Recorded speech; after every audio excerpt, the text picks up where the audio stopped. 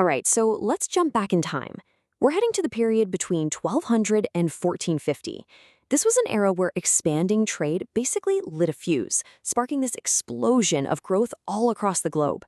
In this explainer, we're going to see how these powerful new empires popped up everywhere, from China to the Americas, and how all of them were trying to solve one single, fascinating problem.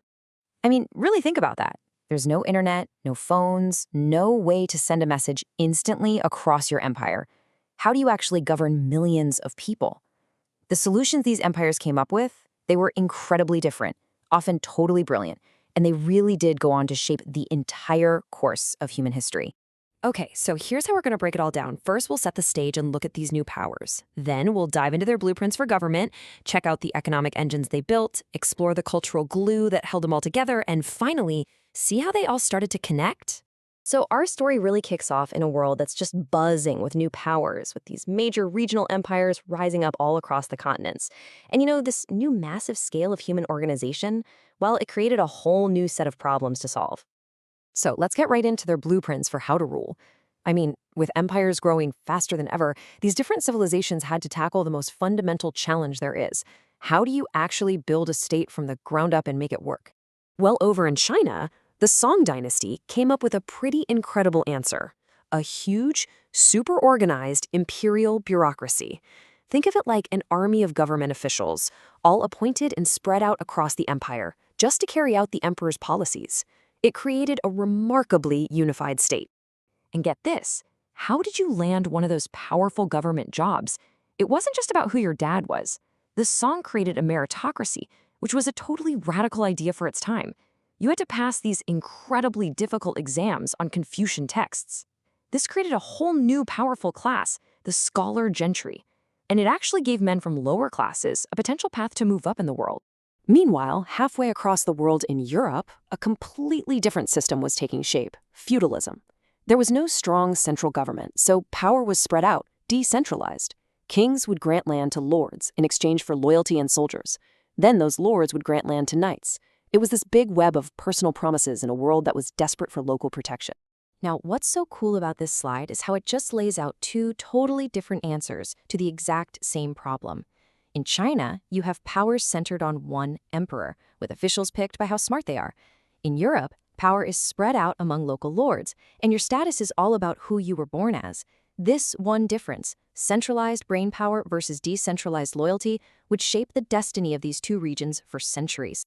And this kind of innovation wasn't just happening in Afro-Eurasia, as this slide shows so well. Over in the Americas, civilizations developed their own unique blueprints for how to run a state, completely independently. You had the powerful individual city-states of the Maya, the deeply religious theocracy of the Aztecs with their one godlike emperor, and the super centralized Incan Empire, which used its amazing road system and a really unique labor system to hold it all together. Of course, building these incredible states isn't cheap. You need wealth. So how did these empires power their growth? Well, it really came down to three things: mastering agriculture, organizing labor, and controlling trade. Sometimes a single piece of technology can change everything. Take champa rice. This amazing, fast-growing, drought-resistant grain from Vietnam allowed Chinese farmers to harvest 2 crops a year instead of just 1. The result? A massive food surplus that led to an incredible population boom, making China the most populous trading powerhouse on the planet. Europe also had its own agricultural revolution with something called the three-field system. It was pretty clever. By rotating crops between 3 fields, one for food like wheat, one for crops like beans that actually put nutrients back into the soil, and one left to rest, they hugely increased food production. And more food, of course, meant a growing population. So here's a crucial point. Wealth wasn't always about gold and silver. The Inca built their massive empire using the mita system, which was basically a mandatory public service. Every man owed labor to the state, building everything from their incredible roads to their terrace farms. The whole empire ran on organized human energy. Meanwhile, over in Africa, imperial power was all about trade. The great kingdoms like Ghana and later Mali became unbelievably wealthy by controlling the trans-Saharan trade routes. They were the essential middlemen, connecting the gold mines of West Africa with the markets of North Africa and beyond.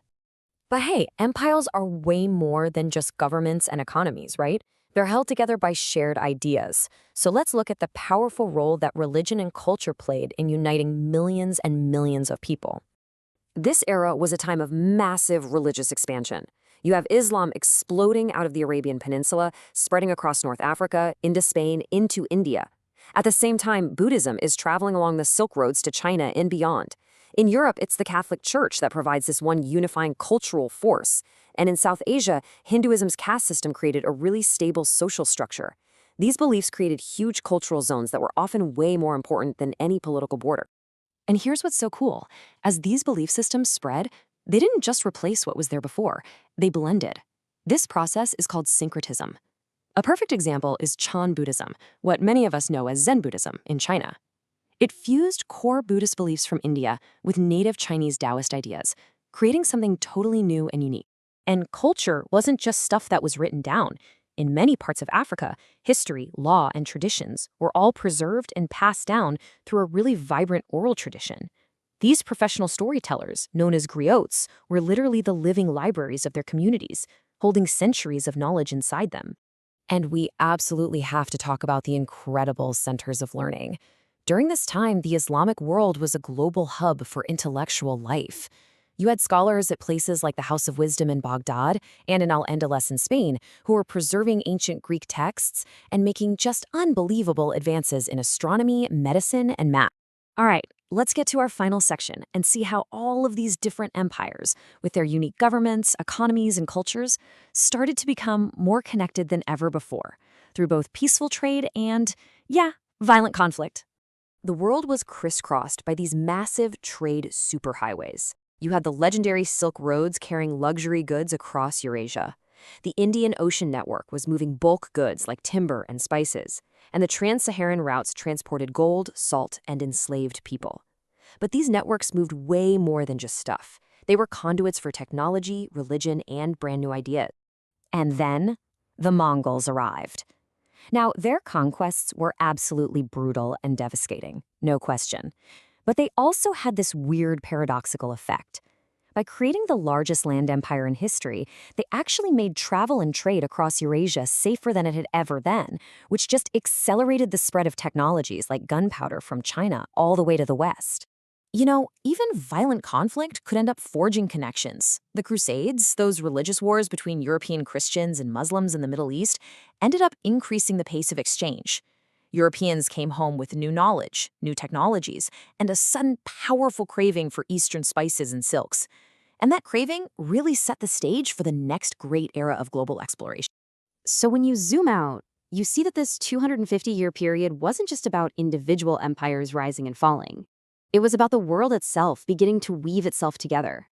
The unique solutions these cultures came up with for the universal problems of rule, wealth, and identity, and their interactions, both good and bad, they really laid the foundation for the modern, interconnected world we live in.